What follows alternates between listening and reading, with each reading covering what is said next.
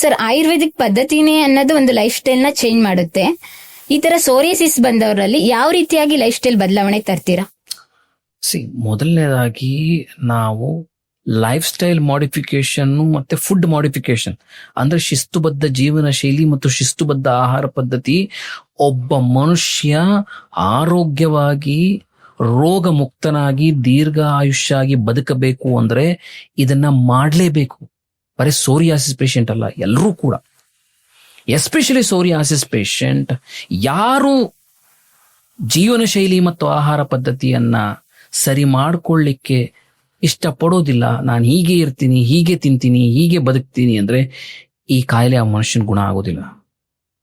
So ಶಿಸ್ತುಬದ್ಧ ಜೀವನ ಶೈಲಿ, ಶಿಸ್ತುಬದ್ಧ ಆಹಾರ ಪದ್ಧತಿ ಮೊದಲ ಚಿಕಿತ್ಸೆ. ನಾನು ಪ್ರತಿಯೊಬ್ಬ ಪೇಷಂಟ್ಗೆ ಹೇಳ್ತೀನಿ, ಟ್ರೀಟ್ಮೆಂಟು ಮೆಡಿಸಿನ್ ಆಮೇಲೆ ಶಿಸ್ತುಬದ್ಧ ಜೀವನ ಶೈಲಿ. ಅಂದ್ರೆ 3 ನಿಯಮಗಳು ಬಹಳ ಮುಖ್ಯ: eat early, sleep early, wake up early ಅಂತ ಹೇಳ್ತಾ ಇರ್ತೀನಿ.